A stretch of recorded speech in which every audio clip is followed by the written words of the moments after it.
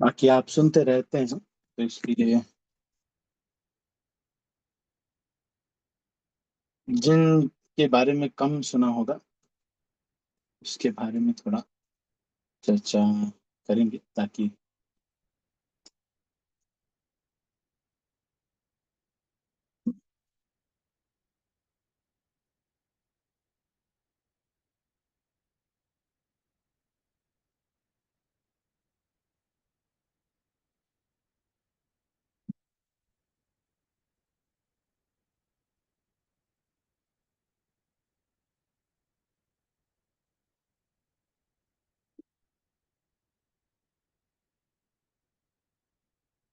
ठीक है। श्री माधवेंद्र पुरी जी का प्राकट्य दिवस आज है। आप सब लोग जानते हैं श्री माधवेंद्र पुरी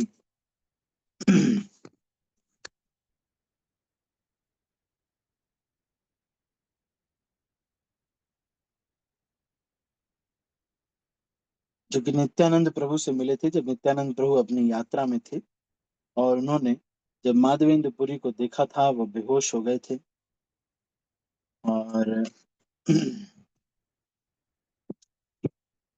ये दो तीन बार इस तरह से हुआ। और फिर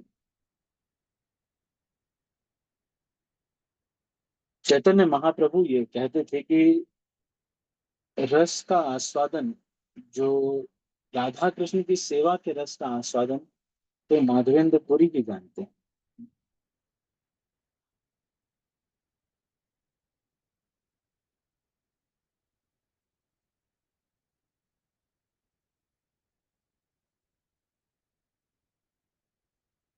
तो भक्ति सिद्धांत सरस्वती ठाकुर जी लिखते हैं कि माधवेंद्र पुरी भावे करो चूरी।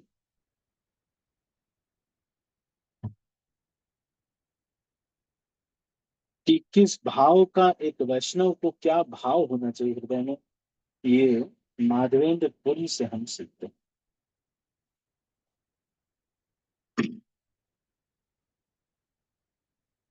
क्या भाव है उनका कि कोई भी सम्मान की इच्छा नहीं होना, भगवान की सेवा के लिए अपना क्षमता से अधिक प्रयास करना और अपने मेंटेनेंस के लिए कुछ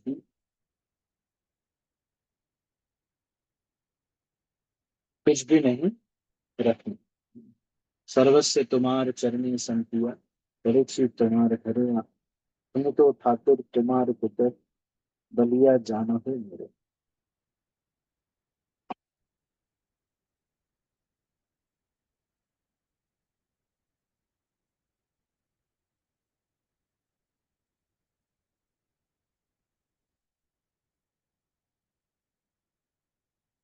तो इस तरह से नित्यानंद प्रभु माधवेंद्र पुरी से मिलते हैं। इनके ही जो शिष्य हैं ब्रह्मानंद पुरी, ईश्वर पुरी, ये सब जो बहुत खुश हो जाते हैं नित्यानंद प्रभु को देख करके और इन दोनों का वैष्णवों का मिलन देख करके। जब शुद्ध वैष्णव मिलते हैं तो उनका आपस में जो प्रेम है और एक दूसरे के लिए जो हृदय है उसको देख करके सब प्रेरणा प्राप्त करते हैं।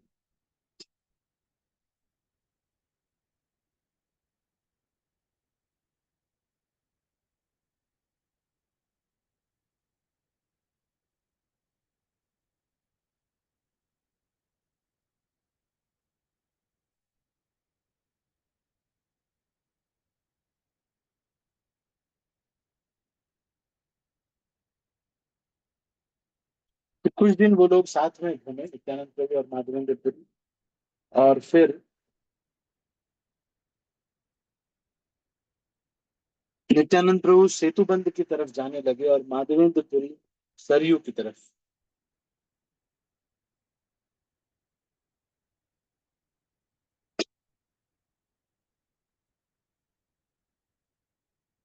तो फिर ये दोनों लोग अलग हुए और उसके बाद फिर ये इस तरफ नॉर्थ इंडिया की तरफ हो गए। माधवेंद्र पुरी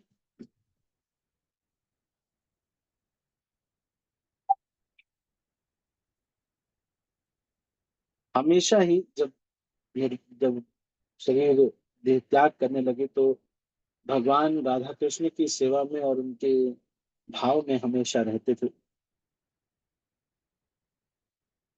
इनके प्रमुख जो संगी थे अद्वैताचार्य पुंडरीक विद्यार्थी, नित्यानंद प्रभु, ईश्वरपुरी, परमानंदपुरी, रंगपुरी, रामचंद्रपुरी, नृसिंह तीर्थ, रघुपति उपाध्याय और सुखानंदपुरी।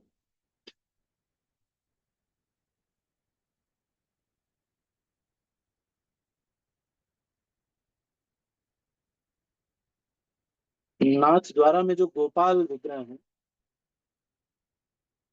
जो कि वल्लभाचार्य संप्रदाय के लोग पूजा कर रहे हैं, वे इन्हीं के द्वारा स्थापित है। इन्हीं गोपाल जी के कहने पे वो चंदन लेने गए थे, जिसकी वजह से अभी चंदन यात्रा मनाई जाती है।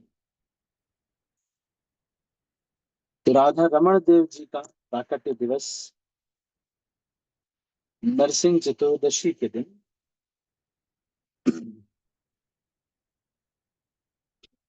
आज उत्सव मनाया गया था।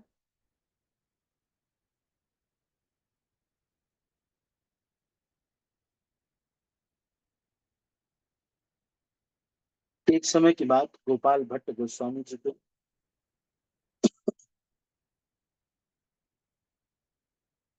12 शालिग्राम उछल के उनके पास आ गए।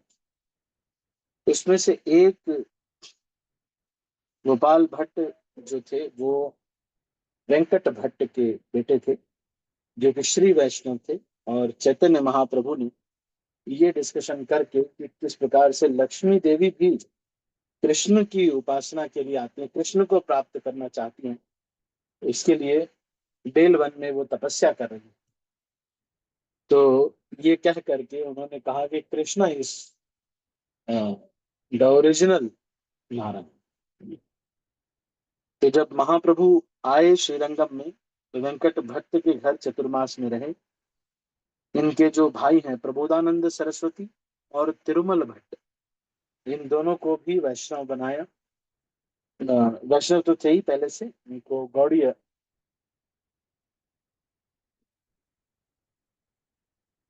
बनाया।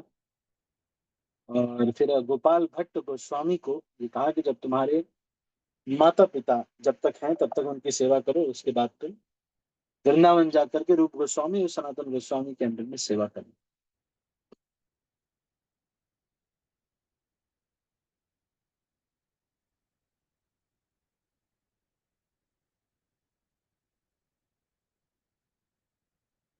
जब 30 साल के हुए गोपाल भट्ट गोस्वामी, तब वो वृंदावन आए।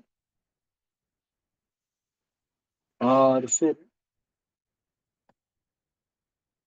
रूप गोस्वामी को, सनातन गोस्वामी को पहले से ही ये पता था।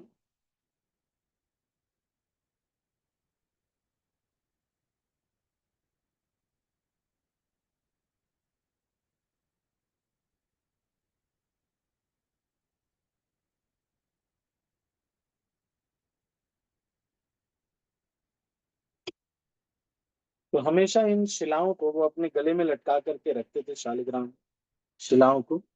हम्म।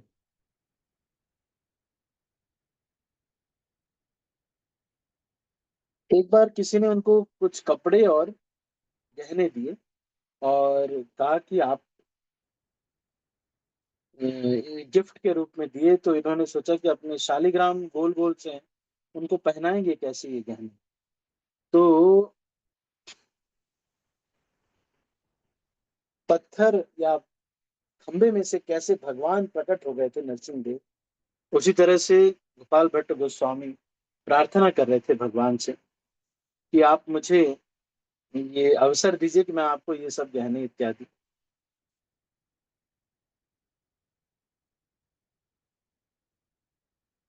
तो नरसिंह चतुर्दशी के दिन ये प्रार्थना हुई और उनको लिटा दिया, शालिग्राम शिलाओं को सुला दिया श्री गोपाल भट्ट गोस्वामी ने।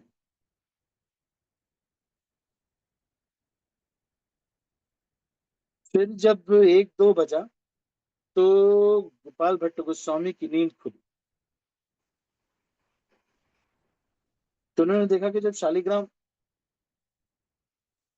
उसके अंदर एक शालिग्राम है जो दामोदर शिला है, वो किसमें परिणत हो गई, तो नरसिंह चतुर्दशी के दिन प्रार्थना हुई, और 11 शालिग्राम शिला है, और एक दामोदर शिला जो थी वो त्रिभंग ललित श्री राधा रमन के रूप में आ गई।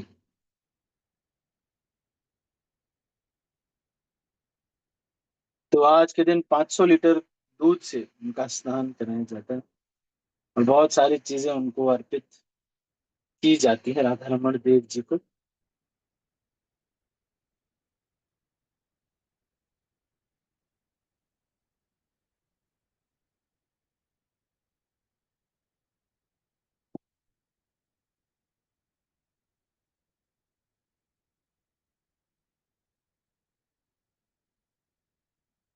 तो आज भी ये औरंगजेब के आक्रमण के समय राधा रमन देव जी को पुजारी लोगों ने छिपा लिया, क्योंकि छोटे से विग्रह थे, इसलिए ये विग्रह आज भी वृंदावन से नहीं गए।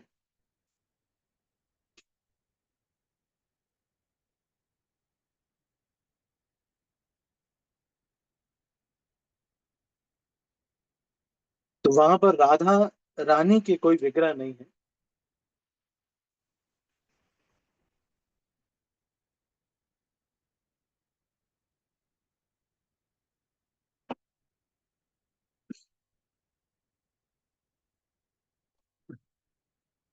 भाई मुझे थोड़ा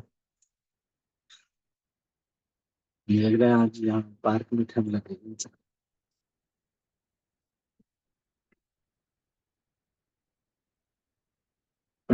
तो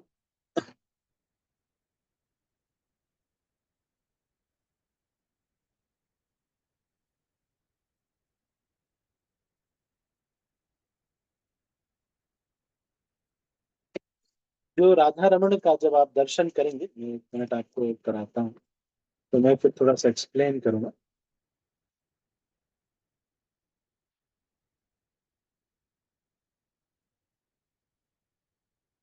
हम आज के दर्शन तो नहीं होंगे।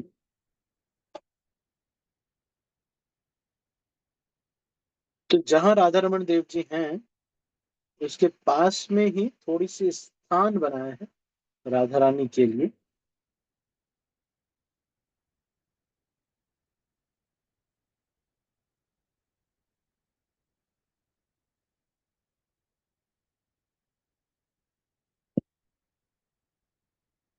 और इनके पीछे आप देखेंगे तो शालिग्राम शिला अभी भी है, जिससे वो प्रकट हुए।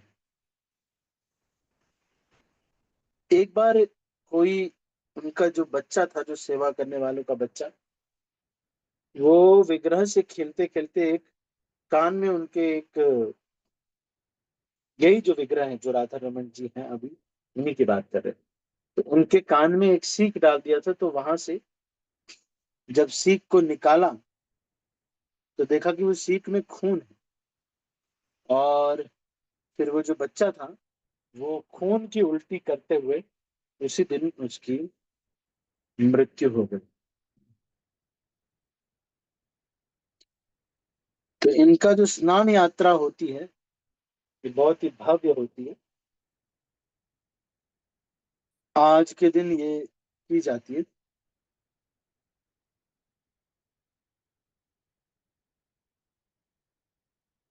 हम्म।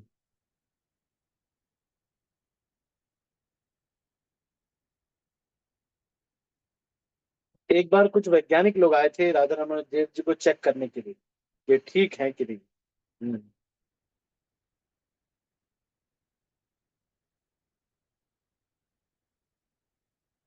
वो चेक करने के लिए उन्होंने सोचा कि उसको कार्व करके बनाया गया होगा, शायद ठोक ठोक के बनाया गया होगा विग्रह को, पर उन्होंने ये प्रूफ दिया कि ये कार्व नहीं है, ये खुद ही प्रकट है।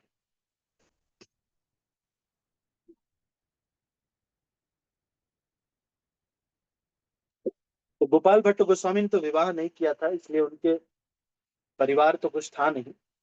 ये लोग भले कहते हैं कि परिवार के लोग हैं, लेकिन उनके, उन्होंने एक हरिद्वार से एक ब्राह्मण था, उस ब्राह्मण को भी कोई पुत्र पुत्री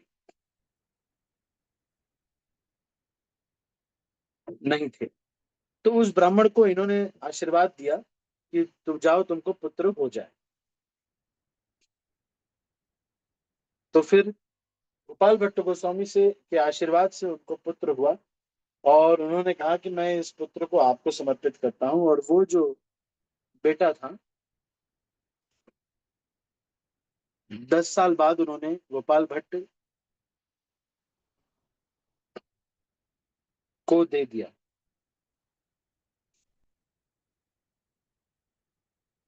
तो ये सहारनपुर में देवदंड ग्राम के रहने वाले थे ये। उनका गोपीनाथ नाम था।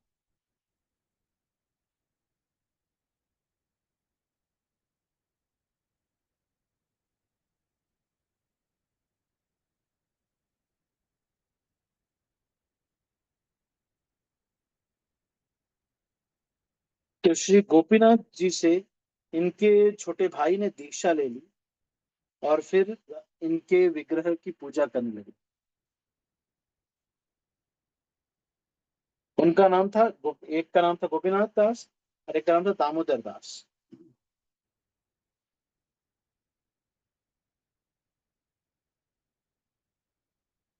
हम्म।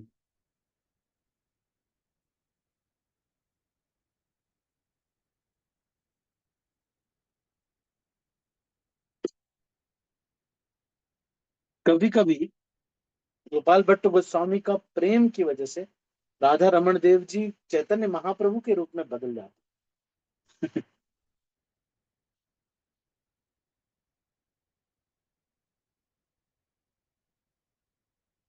तो श्रीनिवास आचार्य के भी ये गुरु थे, श्रील गोपाल भट्ट गोस्वामी।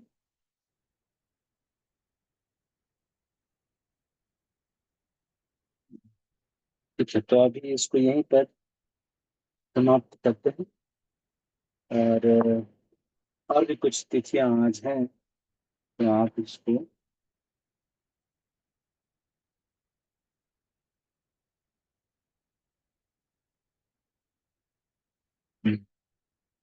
तो आज पढ़िएगा आप, है ना? तो राधा रमन देव जी का मैंने आपको बताया, माधवेंद्रपुरी के बारे में बताया, परमेश्वरी ठाकुर, श्रीनिवास आचार्य, मैं बोट फेस्टिवल के बारे में, बोट फेस्टिवल के बारे में पहले बताया। ठीक है, तो इसको अभी यहीं पर हम क्लोज करते हैं। समय हो गया हमारा, 7:27 हो गए। अभी यहीं पर हम इसको क्लोज करते हैं। किसी के मन में कोई प्रश्न है तो आप पूछ सकते हैं। एनी क्वेश्चंस और कमेंट्स?